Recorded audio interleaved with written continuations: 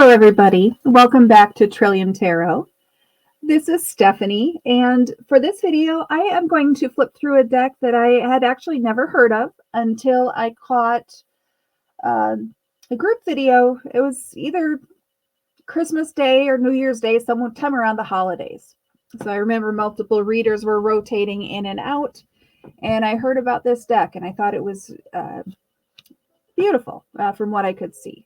So I went ahead and ordered it on Etsy. This is called the Darkness of Light Tarot. And I like the fact that in these images, it's very clearly defined. You know, the darker cards tend to have more of a darker cast to them. And then the lighter part of the images highlight for example, hope or something to think about, a detail to consider. I feel like I explained that poorly, but that's something that jumps out to me on this deck. It's just the contrast in the dark and light shades. I would imagine that this would be a really good deck for doing some type of inner work. You know, we all have those sides of ourselves that we need to work on to one extent or another. So I think that this deck would be perfect for use for that purpose. I just realized that my music got kind of loud, so let's turn that down a little bit. All right, so let's dive into the minor arcana, starting as always with the Suit of Swords, just my personal preference for the order there. I did not mention at the beginning of this video, but you know, all the YouTube-y things, please do like the video, drop a comment below the video to show engagement. It really does help with the algorithm and the way the channel shows up in search results, as well as, or within YouTube, as well as on just search engines in general. Now you'll see that the Suit of Wands cards tend to have a pinkish cast to the background for the most part, or some pinkish highlights within the cards. All four of the suits have their own kind of color theme.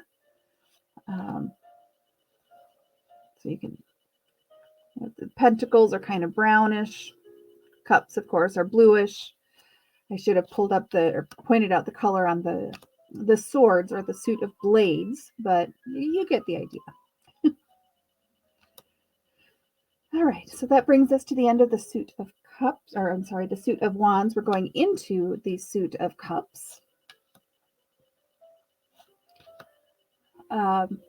You can see that the overall style of the images depicted are really easy to interpret, especially if you are someone who studied with the Rider-Waite-Smith deck. The imagery is very consistent with that. The thing that I found the hardest to, at least my logical brain found the hardest to deal with when I initially got this deck, is the